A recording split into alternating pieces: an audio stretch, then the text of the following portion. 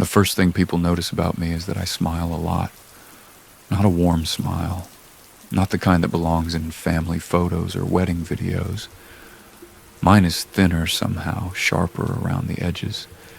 A smile that looks like it knows something cruel about the world and has stopped bothering to explain it. I wear it everywhere. At work when my manager tells me I'm going places. At dinner with friends when they talk about promotions and marriage and future plans. And at my mother's apartment when she opens the door with worried eyes and asks if I've been eating properly. I smile because it is easier than speaking honestly. The truth is exhausting. I am 28 years old, and somewhere along the way, life lost its taste. Not dramatically. There was no cinematic breakdown, no rain-soaked collapse in the middle of the street, no single tragedy sharp enough to point at and say, there, that was the moment. It happened slowly, quietly, like colors fading from an old photograph left too long in sunlight. One day you simply wake up and realize nothing reaches you the way it used to. There's a stage people reach that nobody talks about, honestly. A stage after disappointment repeats itself so many times that your emotions begin conserving energy. You stop reacting, stop resisting, stop trying to repair things that were broken long before you arrived. I reached that stage a few years ago, maybe earlier. I just didn't notice until one evening when a friend sat across from me in a cafe passionately arguing about politics, morality, corruption, justice, things that once lit fires inside me.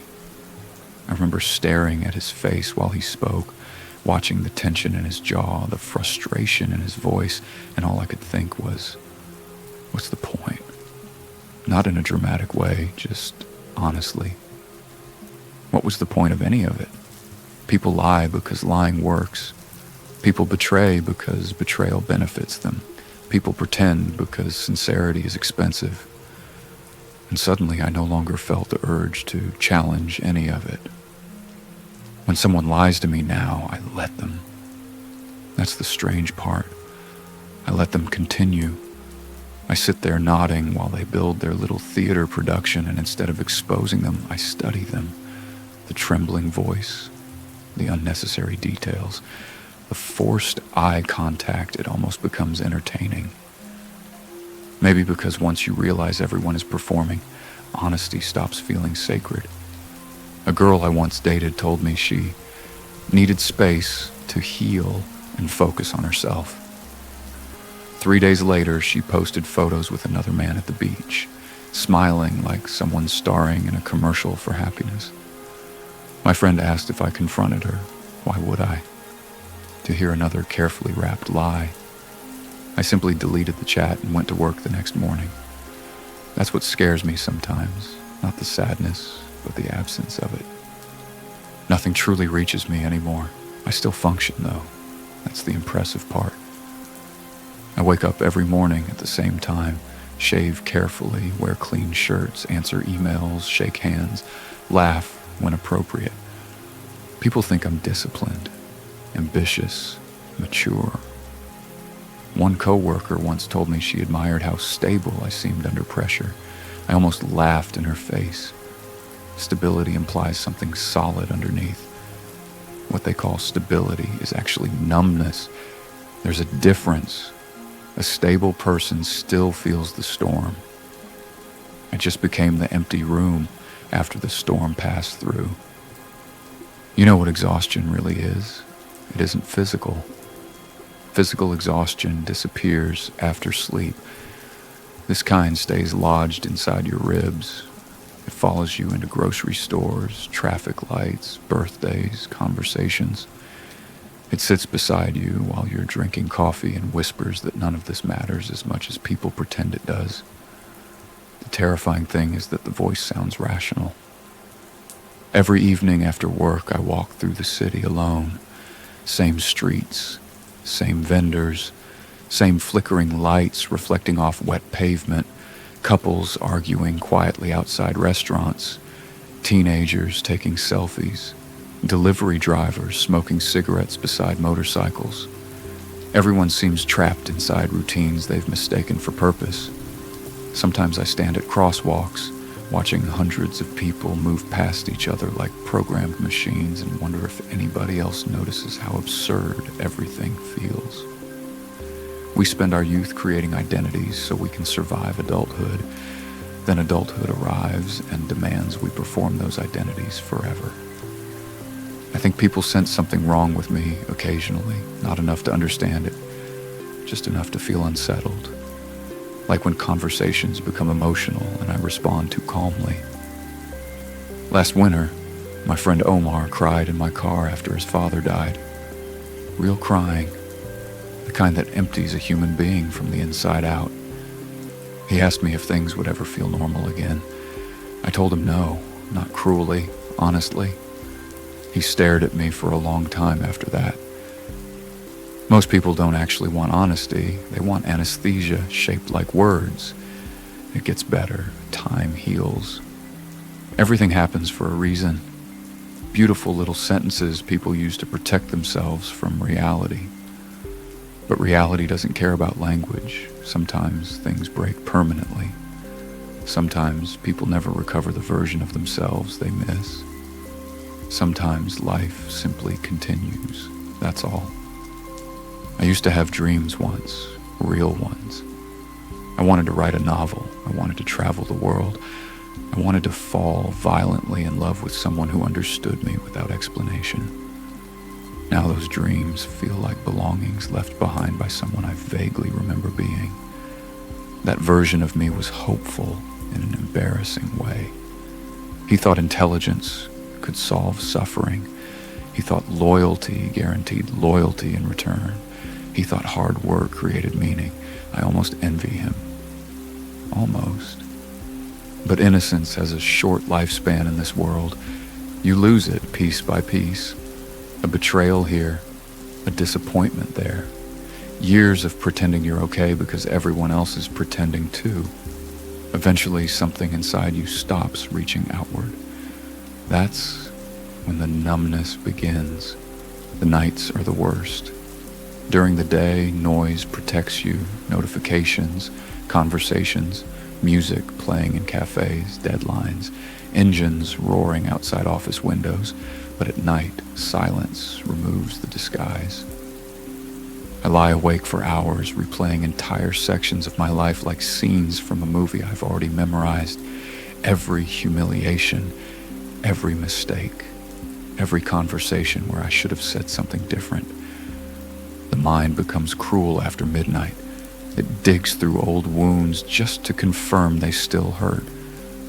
Sometimes at 3 a.m, I stand in front of the bathroom mirror under that ugly yellow light and stare at myself.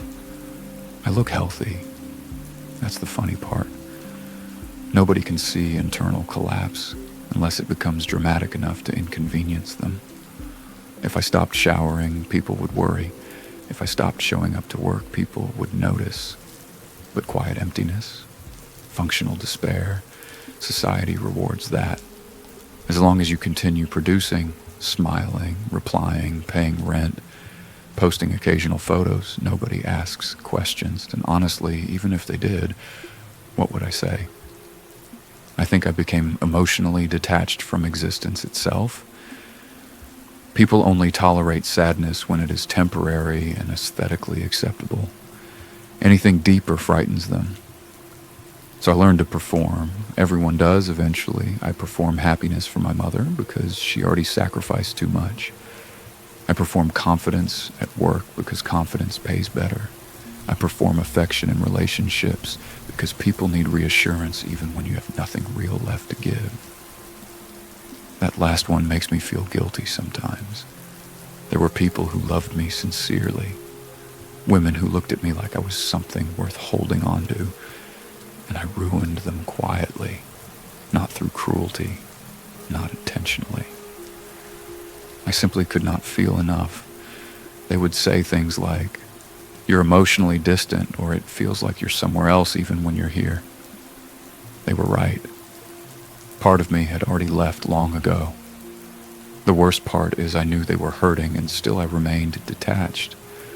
like watching someone drown from behind soundproof glass. Maybe this is adulthood stripped of illusion. Maybe this is what happens when awareness reaches a certain level and optimism can no longer survive beside it. People call it depression immediately because society needs medical names for existential pain. But I don't think I'm depressed. Depression sounds temporary, treatable. This feels more like clarity, an exhausting kind of clarity. I understand now that the world was never designed to satisfy the human soul. It was designed to continue. That's different. The machine keeps moving whether you are fulfilled or empty. And once you understand that deeply, not intellectually, but truly, you stop expecting salvation from careers, relationships, achievements, even happiness itself. You simply continue. That realization changes the texture of everything. Birthdays become reminders of repetition. Success feels strangely hollow. Even pleasure loses intensity because a part of your mind watches it from a distance, already aware it won't last. I remember the exact moment I understood how detached I'd become. It was during my promotion dinner. Everyone around the table was celebrating me, glasses raised, smiles everywhere. My boss gave a speech about my future in the company.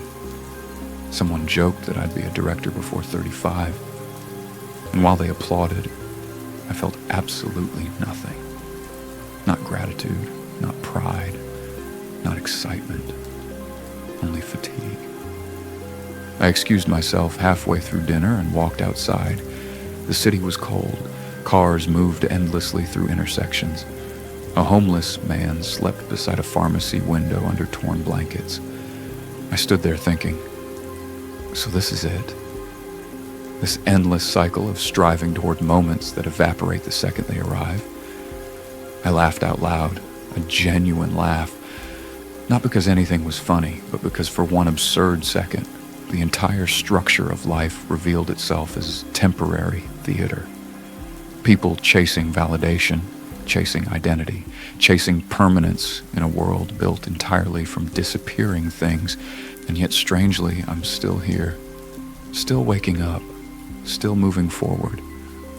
Maybe humans are more durable than hopeful. I don't search for cures anymore. At first I tried. Psychology articles, self-help videos, meditation apps, new hobbies, forced gratitude. Eventually I realized I wasn't a broken machine waiting for repair. I was simply aware, painfully aware, and awareness changes a person permanently.